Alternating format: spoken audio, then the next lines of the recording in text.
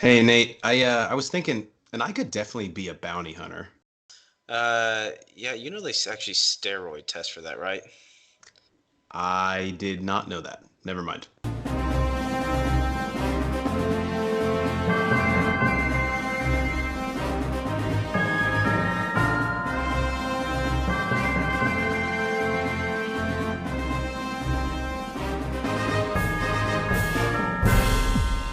Hey guys, welcome back into the Bro Force Squad podcast. We're just a bunch of bros drinking beer, watching movies and TV. I am your host, the Mayor Jeff Hornacek.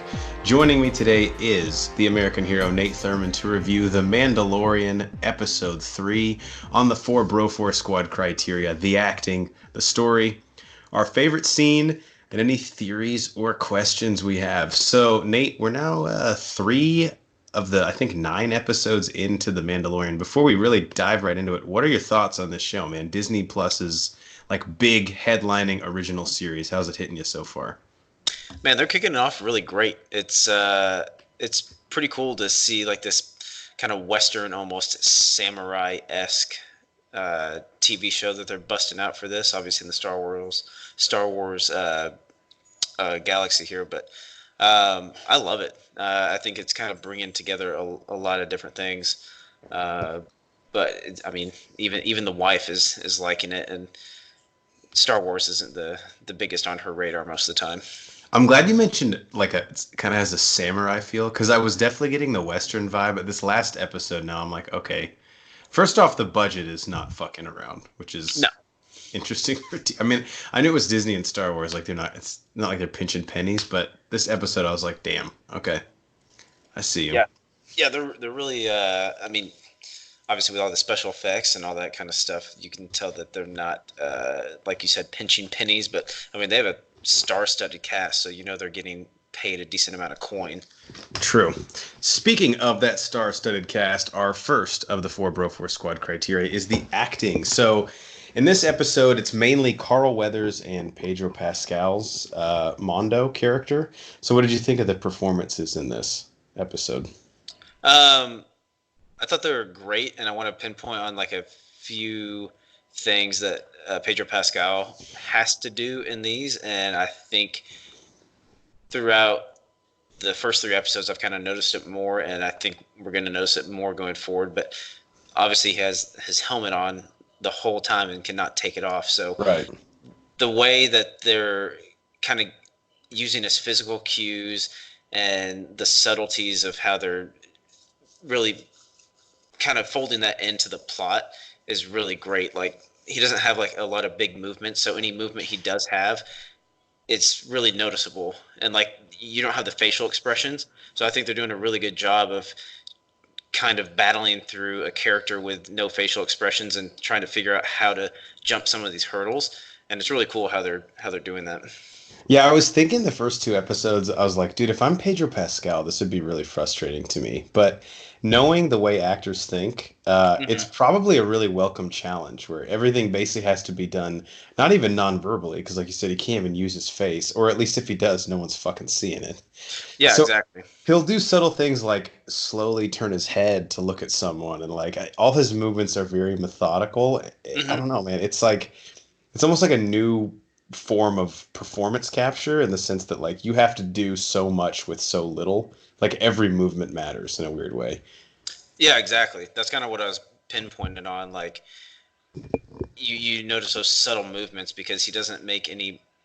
I mean, most of his stature is very stoic, and so he's not like making a huge, showy movement in most of his acting. So then that subtle just head turn, it really means a lot, and there's a lot more meaning behind his movements because all of his cues are physical, and there's not a lot of emotion that you can read off of him. Yeah, he's got two modes, stoic and then using flamethrower, which are That's like it.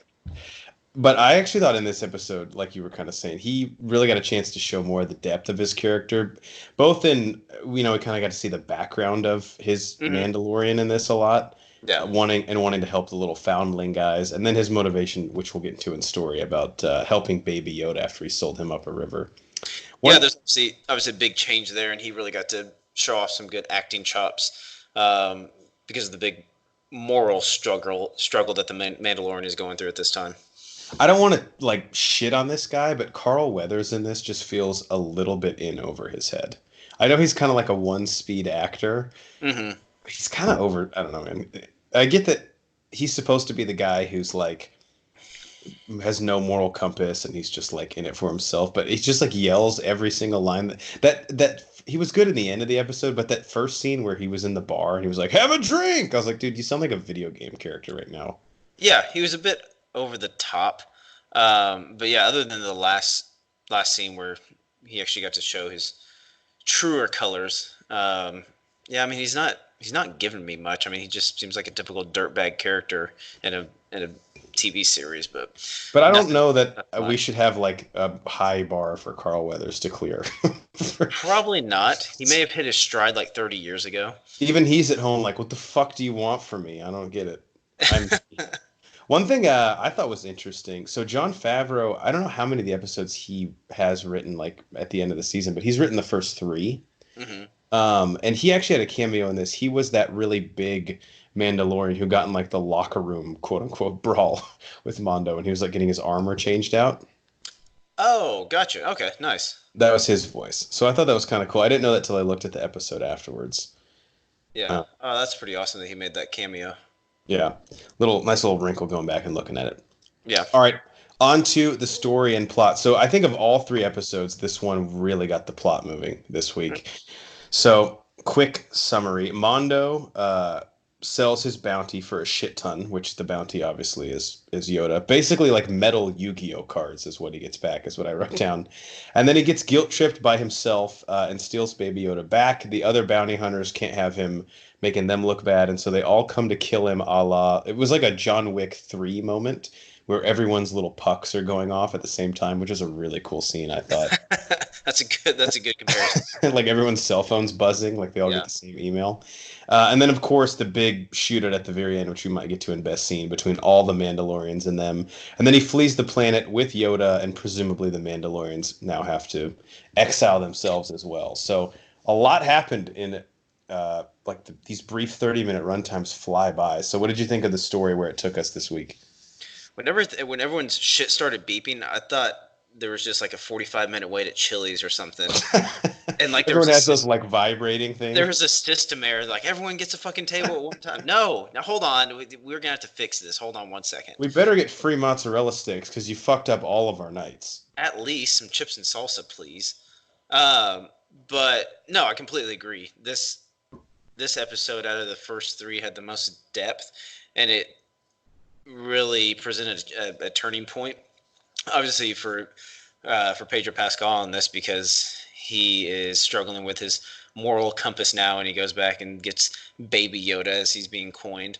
But I'm really excited to see where the hell he's going now. They just kind of jumped off in a spaceship, and he's going to be basically on the run from all the other people trying to chase him and get the bounty too.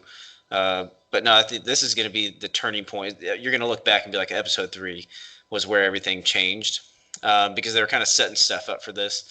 And now that he's kind of made a basically life-altering decision at this point, he's kind of taken a different moral standpoint. It's going to be exciting going forward and seeing like what shit he gets into next, traveling out into space.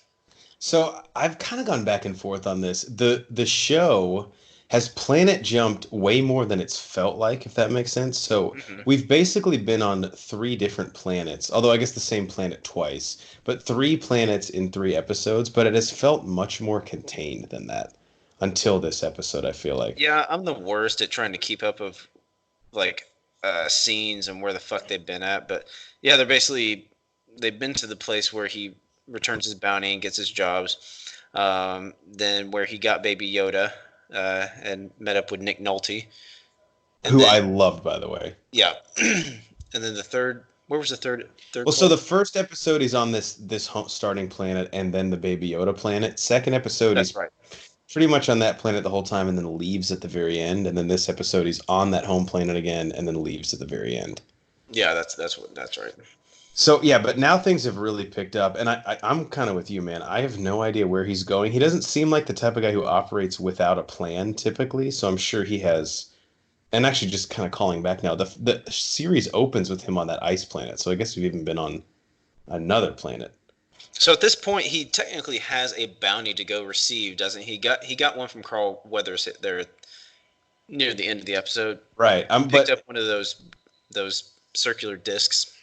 and it's like Hunter becomes the hunted because I'm assuming the one on him is still active. You know, those things have some Yeah. expiration date, but yeah, people still want him. So now it's an interesting episode. What's he gonna do with Baby Yoda? I'm assuming his affinity for him goes. Obviously, he's kind of an orphan, right? They imply that with his flashbacks and his fondness for the foundlings, which are like the Mandalorian kids. So I'm assuming that'll play into his wanting to take care of Baby. I feel like at this point he might just be like a dog who's chasing a car. Like if he ever got a hold of it, he wouldn't know what the fuck to do with it.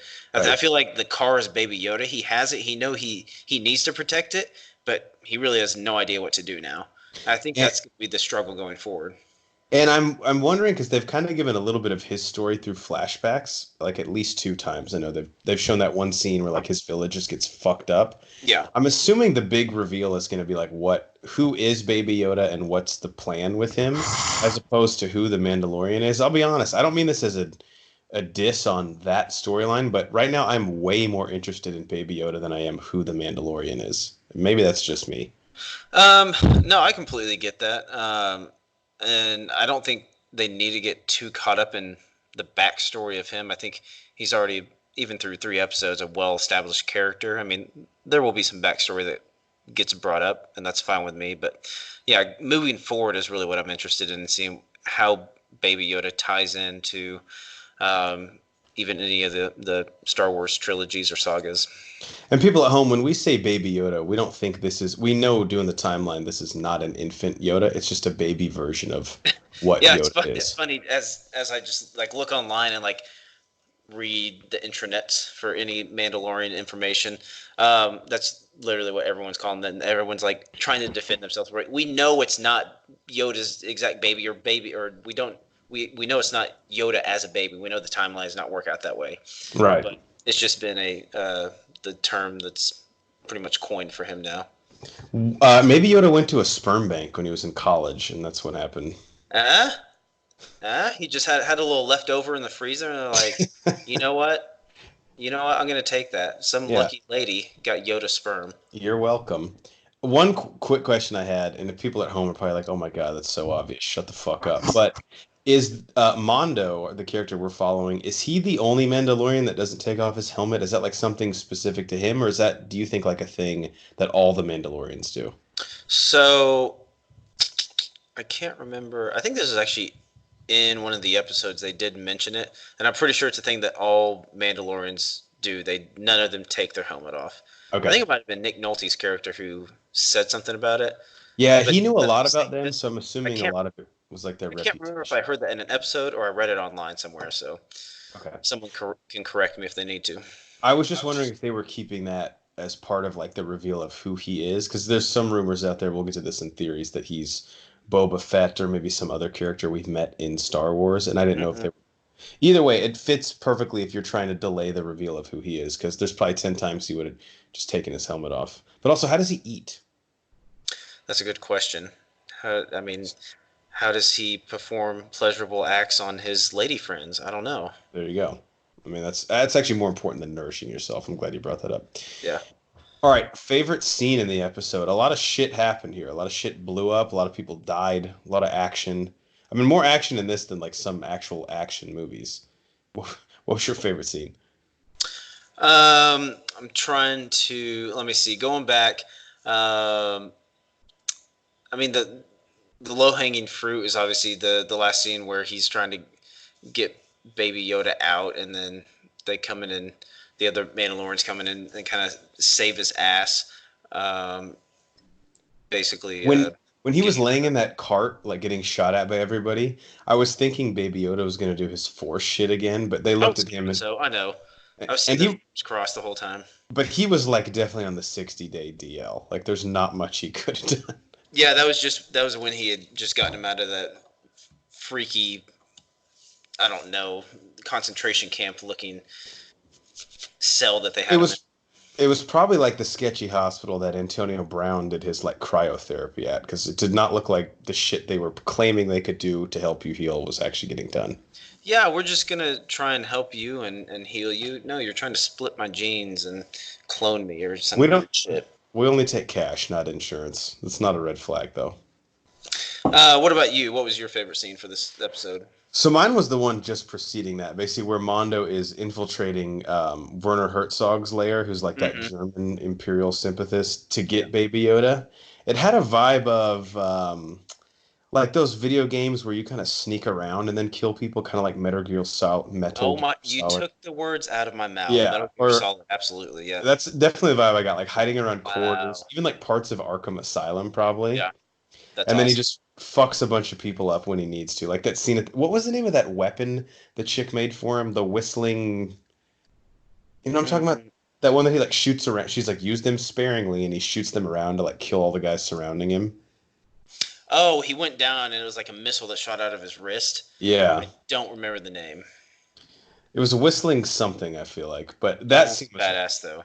that was like the culmination to that. And then if I had to do an honorable mention, it would be, and this is a really subtle scene, but it's kind of become already a popular meme, which by the way, I think the show has produced like one meme a week, which is a great ratio. Baby Yoda is just taken off. He is. It was the scene in the beginning when he's flying into the planet and landing, and Baby Yoda like jumps out of his little car seat and is like fucking with his presets on his radio. He's like, "No, No, stop. let me put you back in your little basket here. I'm listening to the Colin Cowherd show. Get back in there." I thought that part was. Turning that shit off. I was like, dude, I could do a whole just buddy cop episode of him and Baby Yoda like on a space road trip. That'd be great. Yeah, I would definitely get on board with that. All right, last part, theories or questions that we have. So I'll just ask the obvious one right off the bat. Where is he going? And here's another thing I wonder in the Star Wars universe. Do other people see that baby and think that is the same species Yoda is? Or is Yoda almost like at this point some mythical figure, since he's basically has not been seen since the fall of the Galactic Republic, that like people don't even know what he looks like anymore? So like does Mondo know that this thing is a baby version of what Yoda is? Yeah, there's a lot of questions out there, and I don't know if any of my thoughts are ever valid or they've already been answered because I don't know all the ins and outs of the Star Wars world.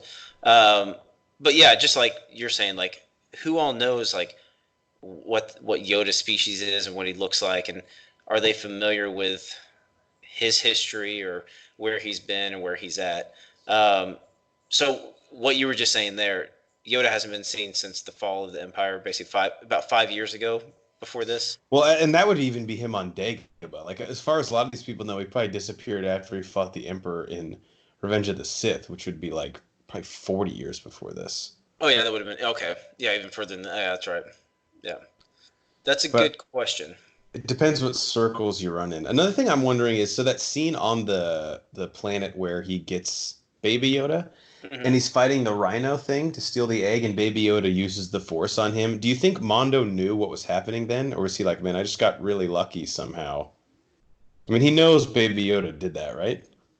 That was my understanding. Is he figured that out, and when he was talking to Nick Nolte's character, I thought they were hinting at it because You he know knew what? he was like completely drained. That's a stupid question, because I think in this episode he tells someone that he had help from him because Baby Yoda didn't know he was his enemy at the time.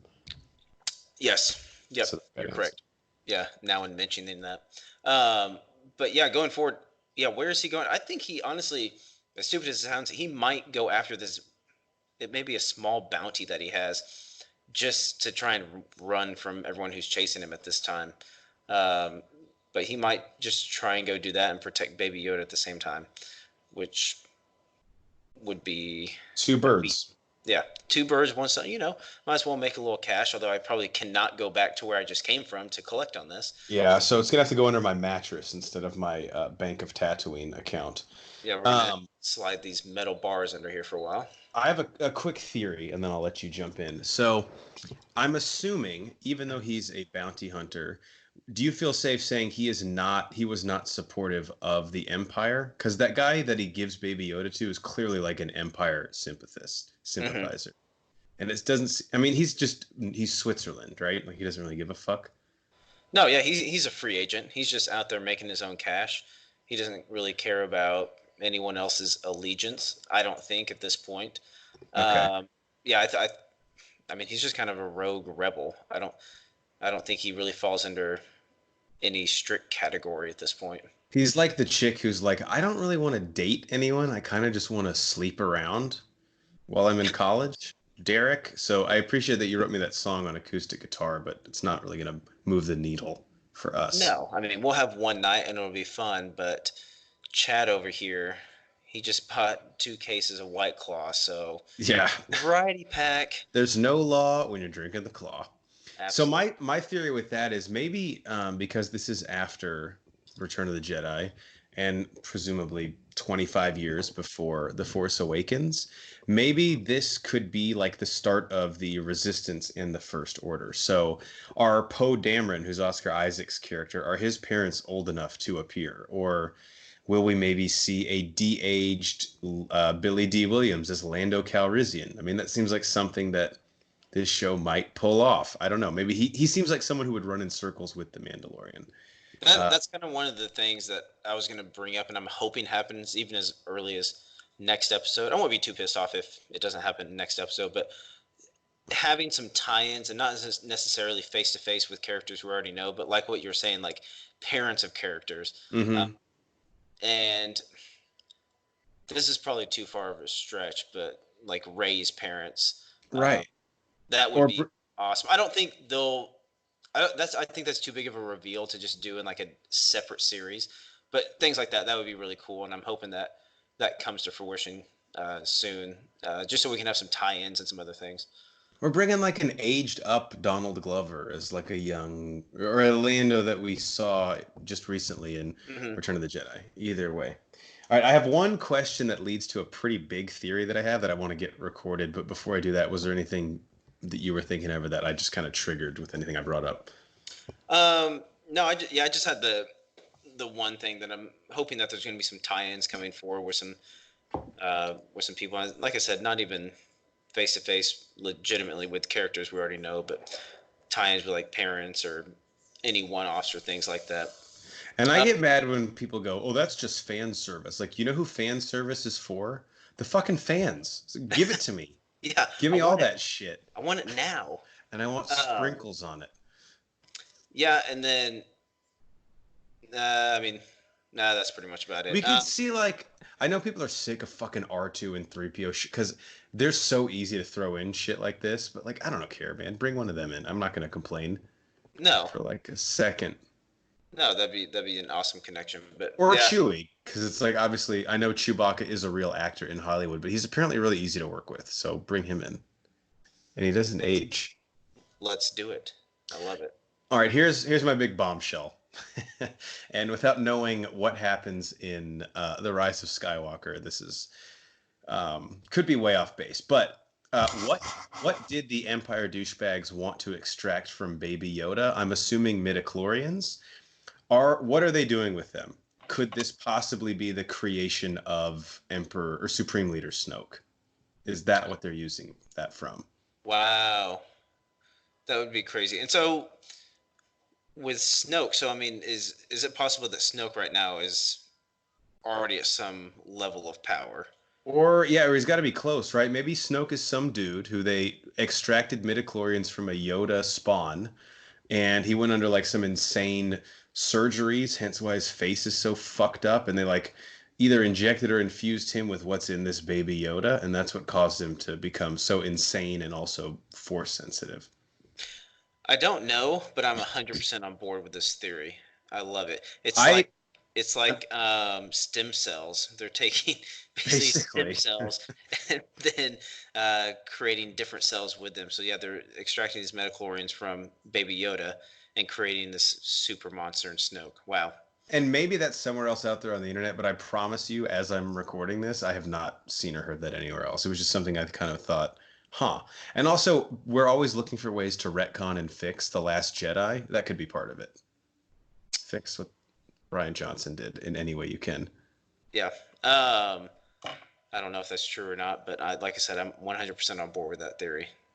I hope that's correct. It's kind of what we do on this show. Listen to any of our True Detective reviews. We throw a bunch of shit against the wall and none of it sticks, but it's just fun along But the then way. if one does stick, I told you, and then people are like, well, yeah, but you guessed everything, so that doesn't really count. Erroneous erroneous on both counts. on both counts. Yeah, I don't know. So this one last thing I'll ask Nate before we go. So Banner and I had this debate, I think, on the last episode review. Disney Plus's model, they're kind of doing the anti-Netflix in a lot of different ways, but to me, this is like the biggest. Like if you were to make a Venn diagram, this is like the big one you'd put on the left side for Disney Plus, and that is the binge model that Netflix sort of perfected. They're purposely steering away from with dropping these episodes weekly, and I think it works in a lot of ways because now we're talking about this over the course of 2 months instead of 4 days. Because I guarantee you, you and I both would have finished this thing already if it was all on there. So Oh, how do you feel 100%. about it? Do you like it better to kind of protect you from yourself, or is it just kind of frustrating that you can't watch it all at once? Uh, this is an interesting topic and conversation. I think we've had this before on the pod, in uh, in varying situations. But uh, the way you the way you watch shows, if you binge it or just watch it as it comes out. I think we talked about this with True Detective at some point, Yeah. because some of us did watch it live and we had to wait, and then some of us did binge it, and we got different experiences watching it, which is weird to think Yes. about. And yeah, with Stranger Things, like Stranger Things dropped, and we're like trying to talk about the full season like 2 days later. Um, Because you have to finish it that quickly, otherwise you're at the water yeah, cooler like, shut up, I'm not there yet. I that is a I don't know which one I like better. Um, Binging sometimes can be a beating. Yeah. Like you almost feel committed or required to watch it as fast as possible. So I kind of like Disney Plus doling it out, so I don't have to be committed to what. Oh man, I gotta watch this. I gotta watch this.